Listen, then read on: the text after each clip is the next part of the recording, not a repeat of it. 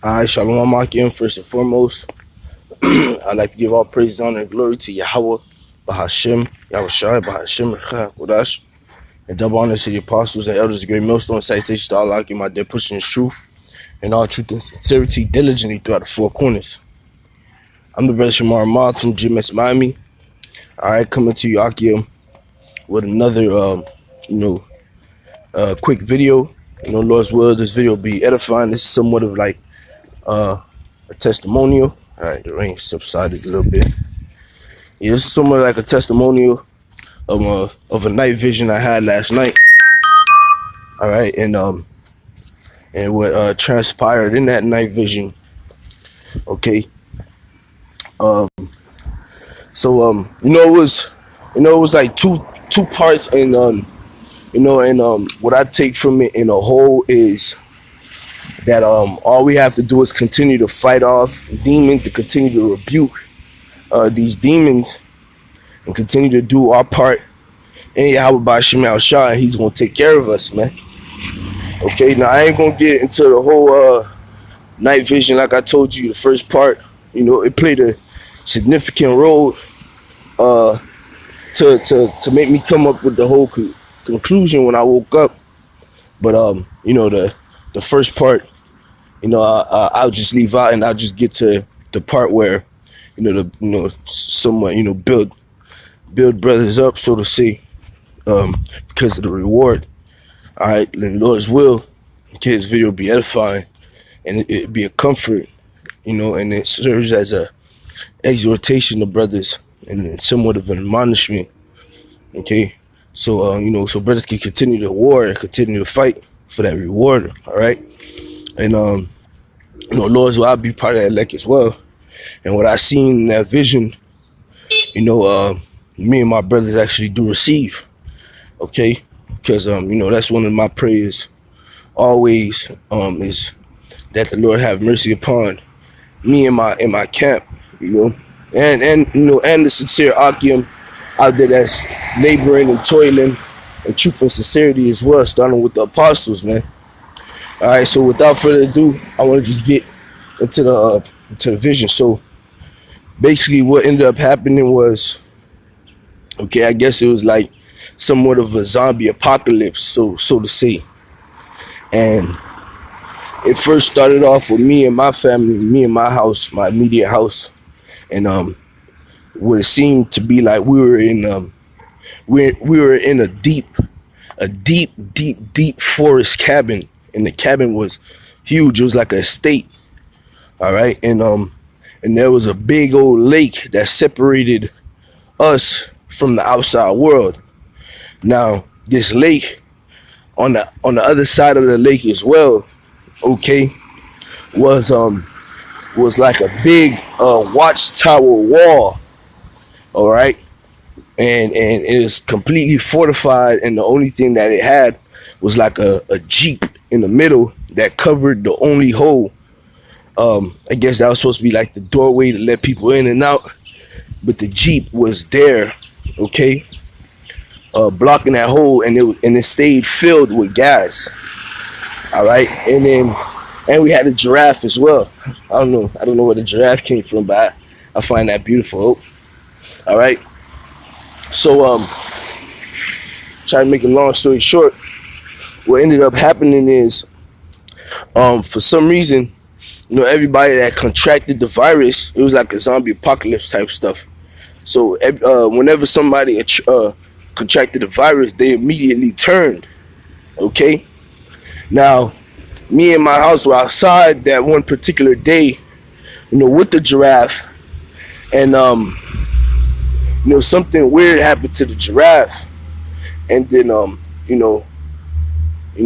examining it, and then I seen personally like some little worm fall out of the giraffe. Now that was, I guess, supposed to be the virus, but for some reason the giraffe did not turn immediately. It was like something was going on with the giraffe. I don't know what it was, but the giraffe didn't turn immediately.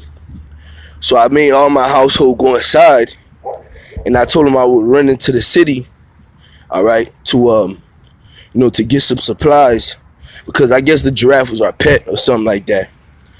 But so in a dream, the spirit compelled me to run into the city and go get some supplies to help the giraffe, and just in case, we needed some things as well, whether it be for food or whatever the case may be. So I went across the lake and went to the Jeep, and upon me crossing the lake, the giraffe talks to me, and the giraffe told me to please hurry back. So I'm like, all right, so whatever. I jump in the Jeep, and I drove off. I'm driving through the stop traffic, and apparently some people who had contracted the disease and turned, they were still up in the car alive, and they never put the cars in park. So there was some cars still rolling, and I'm swerving all those cars, swerving all the parked cars, all the rolling cars, and and things of that nature to get into the city. Now here it is. Now I'm in the city, and apparently there's this one spot where you are to go into, like this one little store. This is a Jake Rand store too as well. It's like a mom and pop store. So it's like this one store left that everybody who has their wits about them would go in and get supplies and leave. They would exchange whatever they had. Now I was there, and as soon as I walk in, I see a few of the brothers in my camp, namely the younger brother Ash. I seen the head of our camp, Lawyer. I seen one of the other younger brothers, Khananak, and I seen Ramak. So it was all of us now, and they seen me, and we see each other. We all salute each other, embrace each other, and then I'm like, yo. I actually told them, I was like, yo, the Lord blessed me with a spot, like a haven. I'm like, come on. They're like, oh shit, all right, we out. So I like, hey, grab a whole bunch of shit that we need. You might fucking feast or whatever. Just grab a whole bunch of plates, grab shit that we need, grab supplies or whatnot. So everybody was grabbing what they need. All right, and then upon going to check out and stuff, that's when I realized I didn't have no money on me. And then I had a few quarters and nickels and dimes in my pocket, and I was thinking, oh shit, what is this gonna be worth? How am I gonna pull this off? But then I looked down on my chest, and I had a necklace that one of the brothers in the West Palm camp, the head of that camp, Shire, he gave me a necklace, and the pendant was a silver pendant, and he actually told me and some of the brothers, he was like, hey, you never know when shit the fan, you might not have money, but you might have these on, and you can use them as a bargaining chip to to exchange for goods. And you tell them it's silver or whatnot, you can exchange it for goods. So as soon as I see the pendant, that's what ran through my mind. You know what? I'm just gonna have to trade this piece to get what we need. So get to the Jake dude, and I guess the dude that was at the register or whatnot checking us out was the owner's son, and his pops was running back and forth from register to register, having to deal and judge the matters when people come up and say they don't have enough money to exchange for the things they need, and how he would go about it. So we get up there, and then he told us what it was, and we told him we had no money. And then right when I was about to, he called his father, and right when I was about to take off my pendant and hand it over, all right, the father came, and then the father looked at us, and I kid you not, all right, he smiled and said, man, give them whatever they want for free.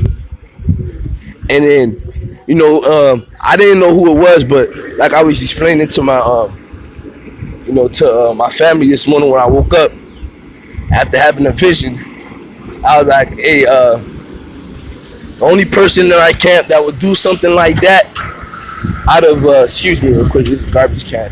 I'm at garbage truck.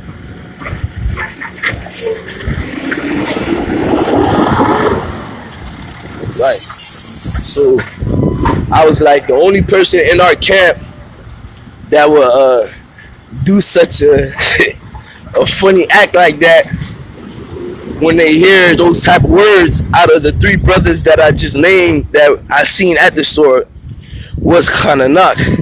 So you know it was probably him because I know for sure the brother Ash was right behind me. So when the man said, "Hey, give them whatever they want for free," you know, I'm presuming that it was kind of knock. He instantly turned back. He went to go grab more shit, and I was like, "Ah, shit!" I know. We laughed, and then we were like, "Oh shit, hey, thanks." You know, we were telling them thanks and whatnot, and then the brother Ash was like, "Hey man, just still give him what we got." So I gave him, you know, whatever change I had, I put it on the table, and then Ash put whatever change he had. You know, everybody was just pitching whatever change they had, and we put all the supplies in the truck, and we drove off to go to the spot, and I woke up. Okay, now that prompted me this morning, all right, to make this video because I really felt like the Lord was, you know, somewhat giving me a boost, so to say, all right, which when you go through a period of numerous hell, all right, and the hell is, you know, at the end of the day, like the brother Karab down here always say, is always warranted because, you know, everything we get, we deserve, and we should be, we actually should be getting death. So anything other than death, all right, we supposed to take. So after going through a whole bunch of, you know, warring and stuff, the Lord will send you certain signs as long as you stay faithful to Him. He'll send you certain signs to reboost your spirit, so to say, to keep that confidence within them. All right, to make sure you don't forget Him through all the war and all the hell you go through. So when I woke up this morning, you know, the Spirit pushing me to make this video. So here I am, you know, telling you brothers what I saw last night, and you know, I'm gonna bring some precepts out as well. All right, so I'm gonna get some precepts and I'll close out. All right, the first precept I'm gonna get is Isaiah 65, and I'm gonna start at verse 12 because, hey, the scriptures tell you, all right, through fear we persuade men, and right now a lot of men, okay, are taking the Lord for a joke, man. Okay, they don't think this thing is serious. Okay, whether they be in the so-called truth or outside of the so-called truth. All right, they're not taking the Lord serious, and there's a grave penalty, all right, for that. And I pray that Yahawashi continues to keep the Spirit upon not only myself and my brothers, but, you know, on the apostles and the sincere men around the world to continue to stay spiritually serious and like-minded in one mind with Yahawashi, all right, and endure. Okay. So Isaiah 65 and 12. Therefore, yep, you know what? I start at 11. Isaiah 65 and 11. But ye are they that forsake the Lord, that forget my holy mountain, that prepare a table for that troop, and that furnish a drink offering unto that number. All right, and there's a lot of dudes who done forsook the Lord, man. And part of the forsaking the Lord is not taking Him serious, man. Okay. Let's get verse 12. Therefore will I number you to the sword, and ye shall all bow down to the slaughter. Because when I called, ye did not answer. When I spake, ye did not hear, but did evil before mine eyes, and did choose that wherein I delighted not. Now, well, you see, that's the spirit that made me read up, because I was just going to bring out, you know, where scriptures say my servant shall eat. But what led up to this following dream, like I told you, this vision that I told you, brothers, like I told you, I had, like, it was like a two-part, and the first part reminded me to, you know, to continue the war and fight off demons. And some people that actually seen in that part of the vision were dudes that forsook the Lord, man. All right, were dudes that chose not wherein the Lord delighted. They turned their back on the Lord. They put their hands off the plow, man. Okay, they turned away from the truth. All right, and they went back into the world, and that's really displeasing in the eyes of the Lord, man. All right, if you're in this truth, you're supposed to do whatever you can to remain in the good graces in the Lord. But at the end of the day, you can't do whatever you want because we have no control over ourselves. So in a sense, you can't blame them dudes. But at the end of the day, hey, scriptures do tell you the Lord will give you over to your lust. So that means that was their whole mindset to begin with. They weren't serious about the truth when they heard the truth. So the Lord removed them from the serious company. So, and guess what? Them dudes right now, they are numbered to the sword, man. Okay? Because they forsook the Lord. All right? They chose not in the way the Lord delighted. Okay? When the Lord spake, okay, via the men of the Lord, all right, they did not hear. Okay? And they did evil on the side of the Lord, man. They did evil, man. All right? Whether it's doing drugs, okay, or whether it was trying to divide brothers, they did nothing but evil, man. So guess what? The Lord removed them. Okay? And it's just like the rest of the nation of Israel that continue to do evil. Okay? Guess what? The Lord has put a mark upon them for destruction. Okay? The Lord has sealed their faith for death. Now given, the doors of mercy are still open, but they're closing. All right? And they're near the point where it's totally shut. So Jake need to wake up and get serious, man, before you end up dying, man. Okay? Because, hey, if you don't get serious, then what I seen, all right, with me and the brothers, all right, and Lord, like I said, Lord, is what we part of elect and we endure. What I seen, all right, it won't happen to a lot of you Jakes, man. A lot of you Jakes won't end up being the ones that were contracted the disease or whatnot, or dead. Okay, whether the zombie apocalypse is real or not, all right.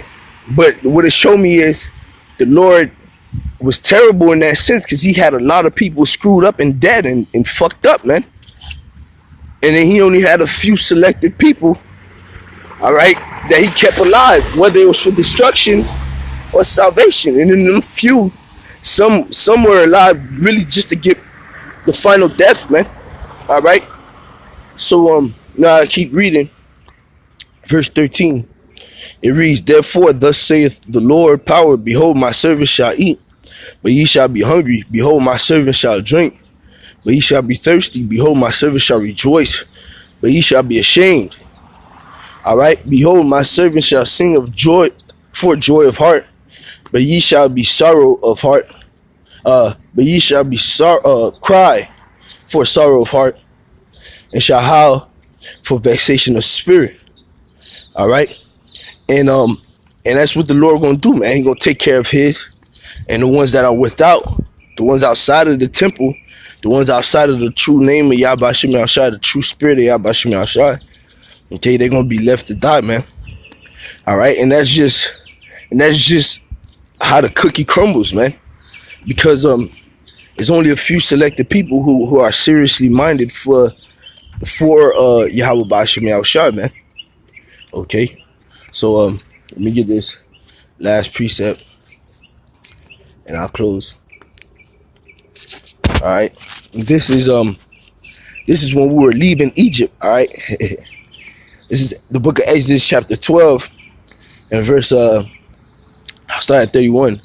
And he called for Moses and Aaron by night and said, rise up and get you forth from among my people, both ye and the children of Israel,